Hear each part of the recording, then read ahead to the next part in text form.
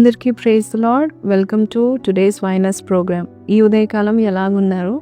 చక్కటి వాగ్దానం మనం విందాము. మరి ప్రతిరోజు వైనస్ కార్యక్రమం ద్వారా వస్తున్న ఈ వాగ్దానాన్ని మీరు రాసుకుంటున్నారని, ఎత్తి పట్టుకొని ప్రార్థన చేస్తున్నారని నమ్ముతూ ఉంటున్నానండి. విశ్వాసంలో లాస్ట్లో ప్రార్థన చేస్తాను కదా, విశ్వాసంతో నాతో పాటు ఏకీభవించండి. అలాగే చాలామందికి మరి యూట్యూబ్ చూస్తున్న వారందరికీ కూడా ఈ వైనస్ ప్రోగ్రాంలో ఇంగ్లీష్ మరి ఆడియో ఏఐ వాయిస్ వస్తూ ఉంటుందండి. అలాంటి వారికి సెట్టింగ్స్ వెళ్ళండి, మీ యూట్యూబ్ సెట్టింగ్స్కి వెళ్ళండి. ఆ సెట్టింగ్స్లో ఆడియో ట్రాక్ అని ఉంటుంది, అక్కడ తెలుగు అని ఉంటుంది. తెలుగులో పెడితే కనుక నా వాయిస్ నేనేం మాట్లాడానో తెలుగులో మీకు వినబడుతూ ఉంటుంది.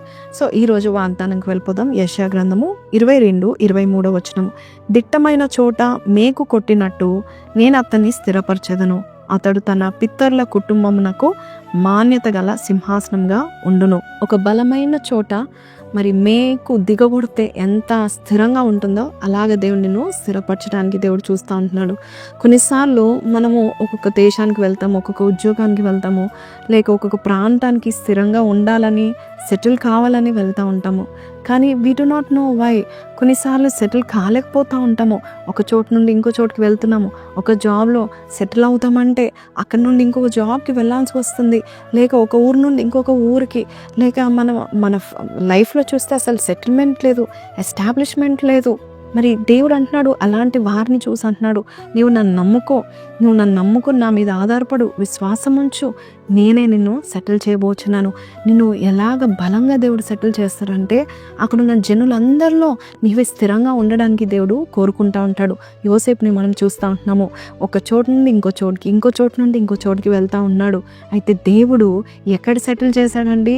సింహాసనం దగ్గర సెటిల్ చేశాడు. అదే మాట సెకండ్ లైన్లో మనం వింటూ ఉంటున్నాము, తన పితరుల కుటుంబం నాకు మాన్యత గల సింహాసనంగా ఉండును. అంటే తన తండ్రి కుటుంబానికి గౌరవాన్ని, ఘనతను తెచ్చే సింహాసనంగా దేవుడు ఉంచుతున్నాడు. నీ జీవితంలో కూడా మరి నువ్వు ఇప్పటి వరకు మరి ఎక్కడ సెటిల్ కాలేదని అవమాన పాలవుతున్నావేమో, కానీ రేపు నిన్ను గౌరవప్రదంగా మరి నిన్ను మరి ఘనపరిచే రీతిలో దేవుడు నీకు ఒక సింహాసనాన్ని ఏర్పాటు చేయబోచున్నాడు. 2 రాజులు 25వ అధ్యాయంలో 27 నుంచి 29 వరకు మనం చదివితే కనుక అక్కడ యెహోయాకీము ఉంటాడండి. ఆయన లాస్ట్ రాజు. అయితే ఆ యొక్క శత్రు రాజు ఆయన చెరపట్టుకొని వెళ్తాడు, కానీ అక్కడ జైల్లో కూర్చోబెట్టాడు. కొన్ని నాళ్ళ తర్వాత దేవుడు యెహోయా కనికరం చూపించి రాజుతోనే ఉంటాడు, రాజే సమస్తం చూసుకుంటాడు, ఆయనను అక్కడ స్థిరపరుస్తాడు రాజుగా. అంతేకాదు యెహోయాకీము ఒక దాసుడుగా కానీ ఖైదీగా లేడు.